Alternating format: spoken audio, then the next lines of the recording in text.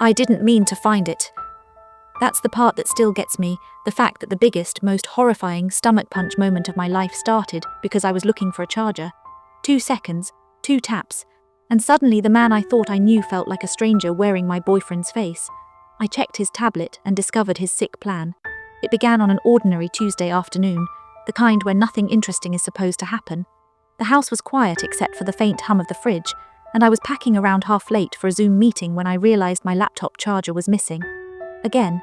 And if you've ever lived with a partner who borrows things and then forgets where they put them, you know exactly why my blood pressure went from 0 to murder mode in 3 seconds. I stormed into the living room where his tablet lay on the coffee table, glowing softly like it had been used recently. My first thought was, oh, he probably used the charger for the tablet, and before I could stop myself, I tapped the screen. It unlocked. I swear I didn't mean to snoop. But when it opened straight into a notes app titled Plan November, my heart dropped into my stomach. Inside were bullet points, my names, and words that made no sense. Words that felt wrong. Words that felt dangerous. That was the moment everything changed. Before that day, I would have told you my relationship with Devon was imperfect but solid. We'd been together 3 years. He had this dry humor, this calm, analytical way of looking at the world that balanced out my emotional, storytelling brain. He worked in IT security, so he was always the type to password protect everything, double encrypt files, and judge me because I used the same password for Netflix and online banking. But around late September, something had shifted in him. At first it was small things. He'd stay up late but slam his laptop shut when I walked in. He'd get jumpy anytime I asked where he'd been. He'd pick random fights and then apologize hours later without explaining what the hell that was about. We'd be eating dinner and he'd just zone out, staring at nothing with this tight little frown like he was doing calculus in his head. I tried chalking it up to stress. His job was demanding. Mine wasn't exactly light either. I worked as a freelance scriptwriter for YouTube channels, so I lived on caffeine, deadlines, and badly timed panic attacks. But still, something was off. My best friend Nadia noticed too. She said, "Girl, he's hiding something. I don't know what it is, but he's got that guilty goblin face." And I laughed it off because that's what you do when you don't want to face reality. You joke. But reality wasn't joking with me. One night about 2 weeks before the tablet incident, Devon came home late, really late, and instead of offering an explanation, he muttered something about monitoring a situation. When I pushed, he snapped, "It's work stuff. You wouldn't understand." That hurt, not just because it was rude, but because Devon never talked to me like that. I let it slide, even though I shouldn't have. Then came the locked drawers in his home office, the way he'd flinch if I got too close to his backpack, the mysterious phone calls he'd take outside on the porch, whispering like a man conducting an affair with a ghost. Looking back, the signs were neon bright. But hindsight is rude like that. So when I saw that note on his tablet, Plan November, and my name written under 3 different bullet points, the curiosity didn't feel optional. It felt like survival. I clicked. The first bullet point read, "1 move funds 75% by Nov, 14. The second, 2 prep package and test delivery window. The third, the one that made my vision blur for a full second, said, 3 use distraction with L during pickup, and the letter L had been highlighted, a bright neon yellow that made it impossible to ignore that it stood for me. I reread it. My mind filled in the worst possible blanks. Was he planning to leave me? Steal from me? Frame me? Hurt me? My chest clenched so tight I had to sit down. But then, the next line chilled me more than the first 3 combined. Timing is everything she cannot know. My breathing went shallow. I locked the tablet and put it back exactly where it had been, hands trembling so hard I almost dropped it. Over the next few days, I walked around like a ghost trapped in my own house. Every time Devon looked at me, I felt like I was staring at someone who wasn't supposed to be there. My mind replayed the words over and over like an obsessive mantra. Move funds, prep package, she cannot know. But the worst part, Devon suddenly became nicer. Like suspiciously nicer. He cooked dinner twice in 1 week. He bought me a candle I'd mentioned wanting months ago. He volunteered to fold laundry, which in the 3 years we'd been together had happened never. It felt like buttering someone up before stabbing them. I told Nadia. Not everything, I didn't tell her about the tablet yet, but I hinted. And she said, "Girl, your boyfriend's either planning a proposal or a murder. There is no in between." She was mostly joking. Mostly. But that didn't help me sleep any better. The tension in the house grew thick enough to chew through. Every small noise made my nerves jolt. Every time Devin brushed past me, I felt like a deer sensing a predator. Then one night, everything snapped. Devin went to bed early, claiming a migraine. But around midnight, I heard the creak of floorboards from his office. I knew that sound by heart. It was the sound of him packing when he was stressed. I tiptoed down the hall and through the office door, which was cracked just slightly. I saw him hunched over his desk, whispering into his phone. And then I heard him say my name. That was all I needed. The next day, while he was at work, I decided it was time. I was done surviving off anxiety and half-truths. I was done pretending nothing was wrong. I was done being afraid of what I didn't know. I needed answers. So I went into his office. Everything looked normal, too normal. Devin's desk was always a mess, cables everywhere, sticky notes stuck to the bottom of mugs, crumbs from his endless supply of granola bars. But today it was spotless. That spiked my paranoia even higher. I tried the drawers, locked. I tried his backpack, also locked. Who locks their backpack? Serial killers, that's who. Then I noticed something on the floor beside the filing cabinet, a single USB drive. Cold metal. Small. Innocent looking. Exactly the kind of thing Devin would use to store something he didn't want anyone to see. My hands shook as I plugged it into my laptop. At first it was empty. Or looked empty. Just a single folder labeled logs. Inside were dozens of text files. Most made no sense, timestamps, numbers, weird shorthand that felt like code. But one file, dated only 2 days earlier, stopped my heart again. It said, "Package confirmed, delivery window open, proceed as scheduled." And underneath in smaller text, "Ensure Elle is distracted, use her routine." My routines. He knew my routine well enough to use it in some kind of plan. I felt tears burn behind my eyes. Not because I was sad, but because I was scared. Genuinely bone-deep scared. I copied the files to my desktop, ejected the drive and shoved it into my pocket. Then, for the first time in days, I let myself breathe. But that wasn't even the worst part.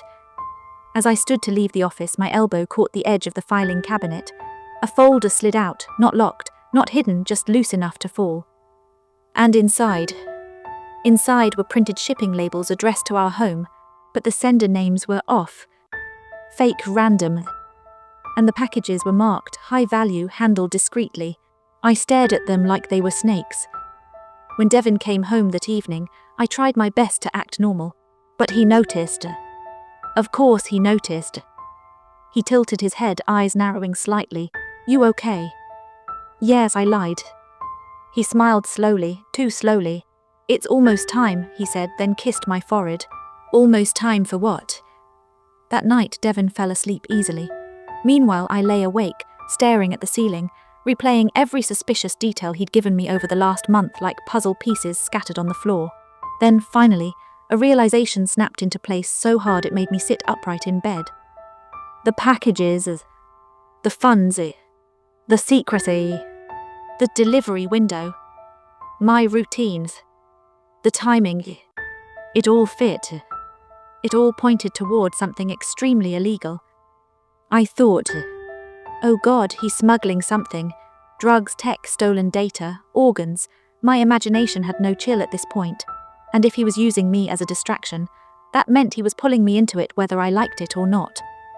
I had to know the truth, the real truth, before something exploded around me. Before I became an accomplice to whatever Devin was doing behind locked drawers and late-night phone calls. So the next morning I followed him. Not obviously. I pretended to be asleep when he left for work early, and then I grabbed my keys, texted Nadia, "If I die, tell my mom I loved her," and drove after him like I was the world's worst undercover agent. He didn't go to work. He drove to a storage facility on the edge of town, one of those metal corridor labyrinths where every unit looks like a murder scene waiting to happen. He input a code at the fence and drove inside. My heart hammered so loud it felt like it was echoing in the car. I parked a block away and waited, eyes glued to the entrance. 20 minutes later, he came out again. No boxes. No bag. No anythings. Just him. He drove away calmly, like he hadn't been doing something deeply suspicious inside a sketchy storage unit at 8 a.m. As soon as he was gone, I texted Nadia again. "Tell me I'm not about to do something stupid." She replied, "You are, but do it anyway." So I did. I drove into the storage facility pretending I belonged there, heart racing so hard it made my vision blur. I walked past the rows of metal doors until I found Unit 127, the one Devin had stopped at. And then my stomach twisted again. Someone had taped a note to the door. My name. "L, do not enter yet. Yet.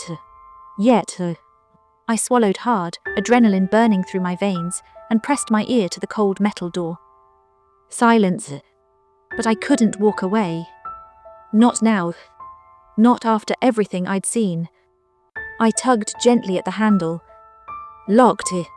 But when I looked closely, really closely, I saw something in the corner, a tiny gap where the lock hadn't fully clicked.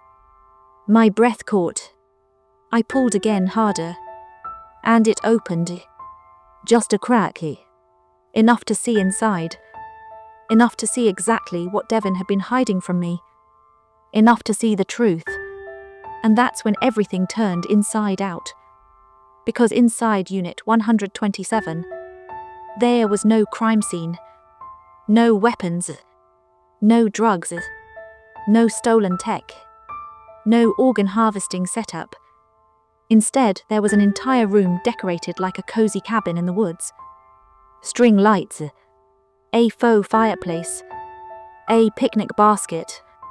Polaroids of us pinned to the walls. And in the center of the room, a small velvet box. My brain short-circuited so hard I almost fell backward. A proposal. He was planning a proposal. All the secrecy. All the locked drawers.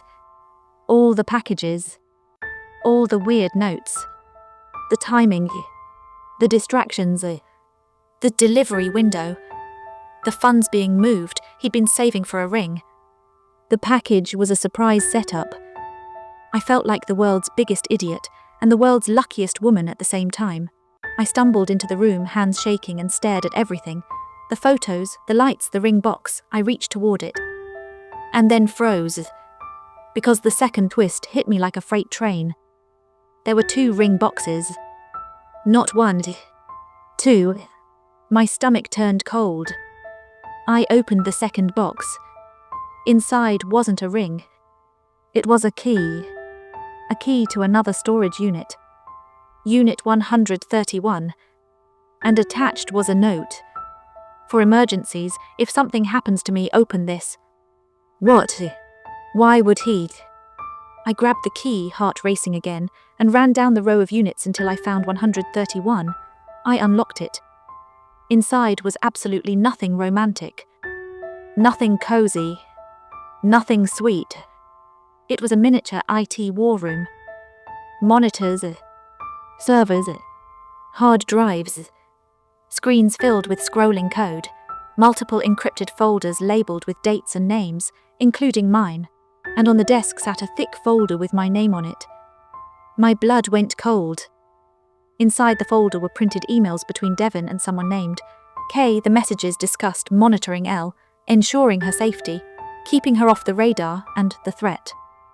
The threat. I flipped page after page, hands shaking so violently I almost ripped the paper, and then I found the one message that changed everything again. It was from Devin, dated a month earlier. They came to the house while I was gone. She doesn't know. They left a warning on the door. I need more time. Don't involve her unless absolutely necessary. Someone had come to our house. Someone dangerous enough that Devin had been trying to protect me, secretly monitoring them, tracking something, someone trying to keep me out of it entirely. And then the sickest realization hit me. The plan wasn't against me. It was for me. Every locked drawer. Every shady note. Every late-night call. Every encrypted file. Every weird shift in behavior. It wasn't about hiding crimes. It was about hiding danger. I sank into the chair, heart pounding, trying to breathe as 100 questions crashed into each other in my mind. Who were they? What did they want? Why had they targeted me? Before I could make sense of anything, I heard footsteps behind me. Slow, deliberate, too close. I spun around. Devin stood in the doorway of Unit 131. His face was pale, his jaw tight, his expression pained. "You weren't supposed to see this," he said softly. My throat tightened. "Devin, what is this? What's going on?" He shut the door behind him, locked it. Then he leaned back against it, running a hand through his hair like he'd aged 10 years overnight. "I was trying to protect you," he said. "I didn't want you dragged into this." Dragged into what? He took a deep breath. And then he told me everything. There had been a data breach at his company months earlier. Sensitive information had been stolen, including personal data profiles. Mine was one of them. Someone had been tracking me online, tracing my patterns, looking for vulnerabilities. "We don't know who they are yet," he said. "But they showed up at the house once, left a threat. That's when I started monitoring everything, trying to get ahead of them." I stared at him, shock melting into anger. "You should have told me." "I know," he whispered. "But I didn't want you to be scared." I laughed loud, harsh, painful. "Too late for that." He stepped closer. I was going to propose. I was trying to make something good, something beautiful. I didn't want danger to be the story of our lives. My chest tightened. Tears filled my eyes. "And the second unit." His expression crumpled. "That was my backup plan, in case they came for me so you'd know the truth." The confrontation that followed wasn't a screaming match. It wasn't dramatic in the Hollywood sense. It was raw, human, hurt meeting love head-on in a room filled with secrets. We argued. We cried. We demanded answers from each other. He held me when I shook. I pushed him away when I needed space. He apologized genuinely painfully. I yelled genuinely painfully. "Why didn't you trust me with the truth?" I demanded. "I was trying to spare you," he said.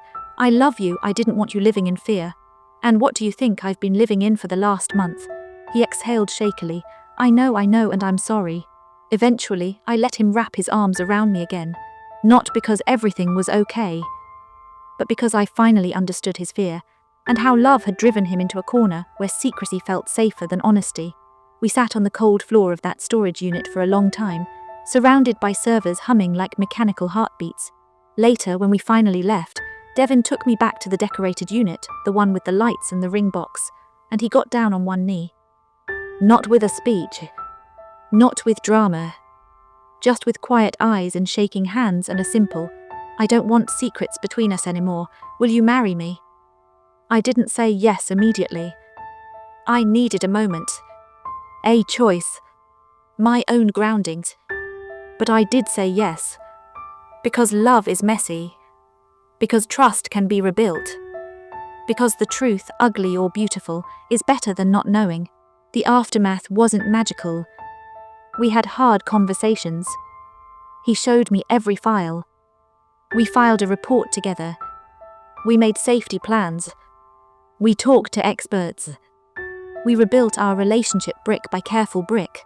And sometimes I still think about how close we came to breaking apart, or worse. But I'm stronger now. He's more opened. And the fear has slowly faded into something else, clarity. Secrets don't protect people. Honesty does. So now I ask you, if you'd found that tablet, would you have kept digging or walked away?